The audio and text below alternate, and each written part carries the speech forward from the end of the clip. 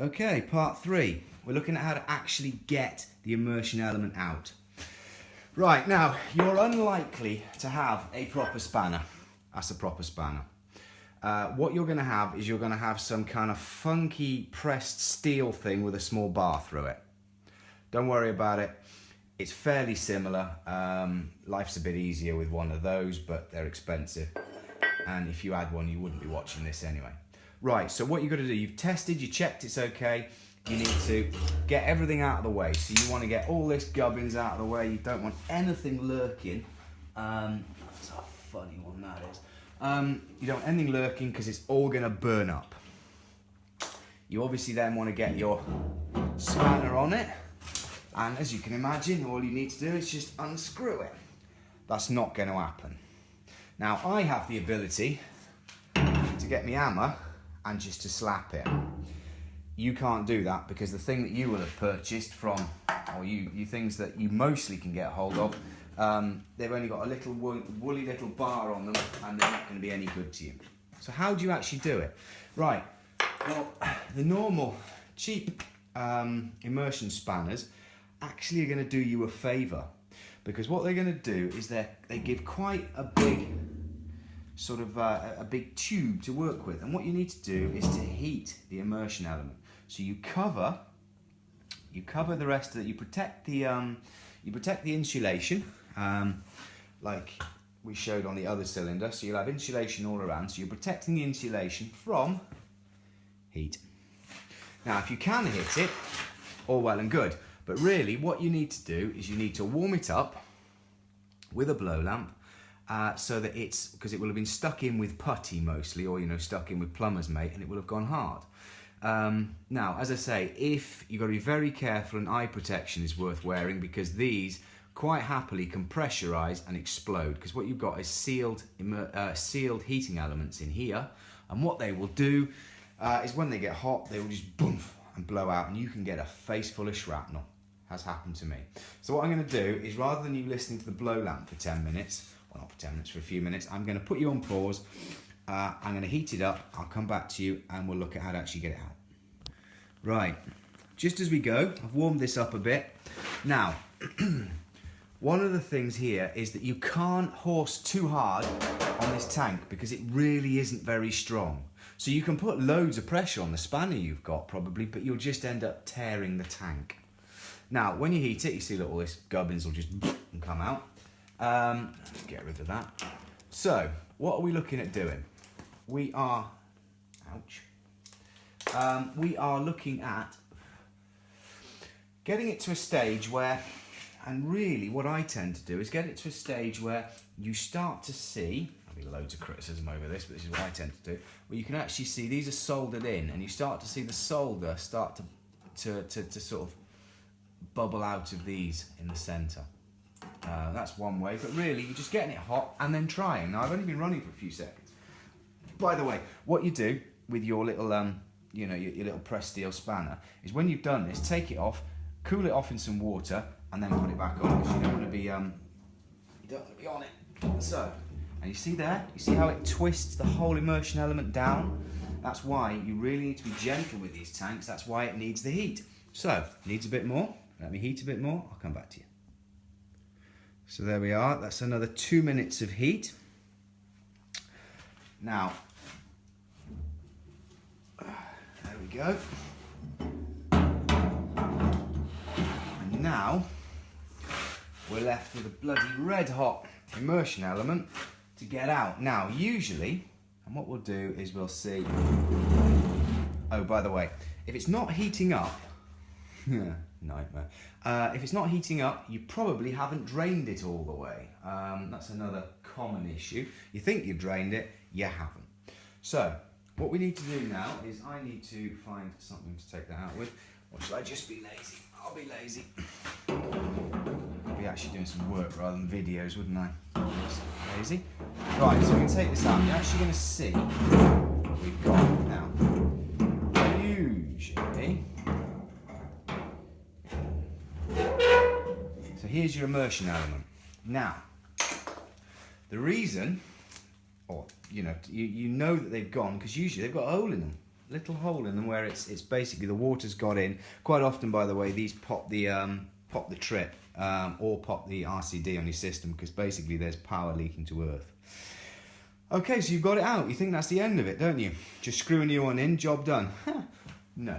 Right. Excuse me one moment while I find something to take that out with. Let me just do this. Take that out, put it to one side. Okay, so you've got this far. You might as well, while you're at it, do a bit of maintenance. In here, not in this one, because it's a soft water area, but in a hard water area, in here, they'll be absolutely full of limescale.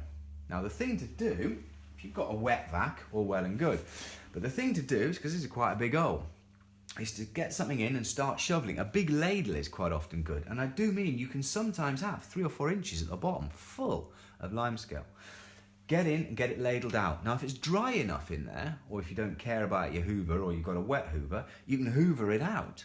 But really what you need to do, because you see what happens is the limescale sits and covers this, it gets too hot and it blows out. Now, you see all this white here, that's plumber's mate or something similar. It's a chalk-based sealant, and what they've done is they've basically used that to seal it, and that's why they stick. Okay, so you're going to put it back in. It's not that easy. Well, it is that easy, but what you've got to do is you've got to be careful.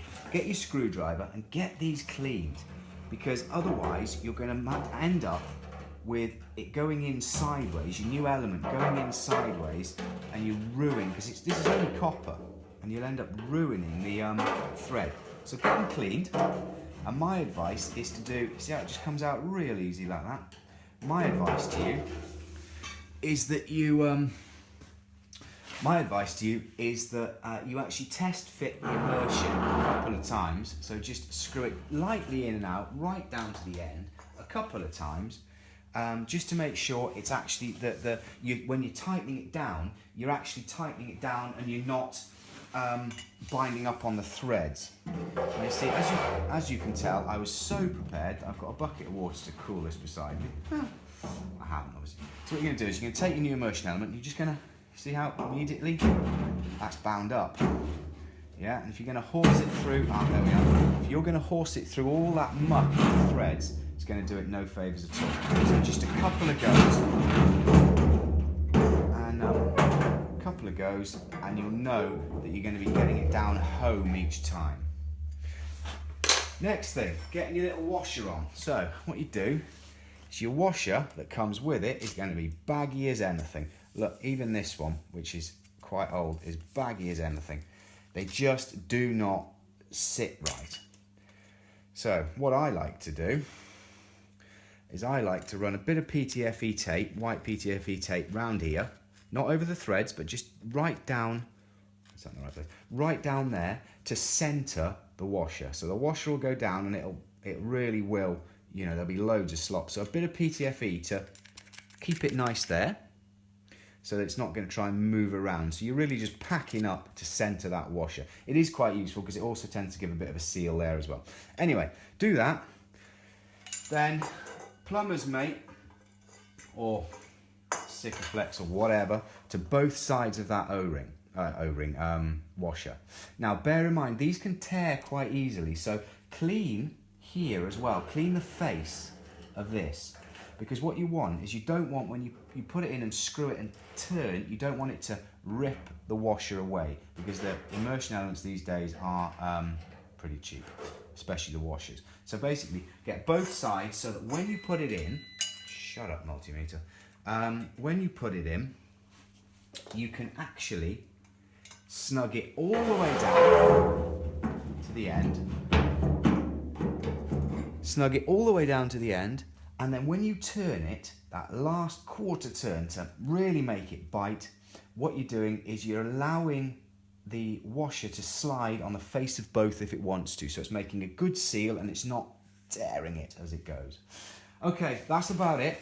When you fill back up, I tend to say you fill back up to a little bit, watch and look. Yeah, because it's much better to have it leak when it's that full than when it's that full.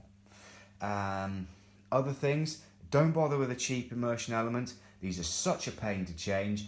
Get one for 40 quid, the ink alloy type, the really good one, the ones that are really guaranteed. Get it, because then you won't have to do this again. When you go to the shop and think about doing this, you won't have drained it. What you really should do is bloody drain it before you purchase the element, because trust me, once you've had to drain it, you'll agree that a quality element is the way to go, because you don't want to do it again. These jobs used to make us great money. It takes so long to drain down, it takes so long because you don't want to damage the tank, so it takes a while to get this out without damaging the tank. And then clearing out inside. This is a, this was a profitable job. Because there's not really much in the way of materials, it's just the time it takes to do it. Well, there we are, guys. I hope that helps. I mean, I know it's I know I haven't had the best props, but I hope it helps. Cheers for now.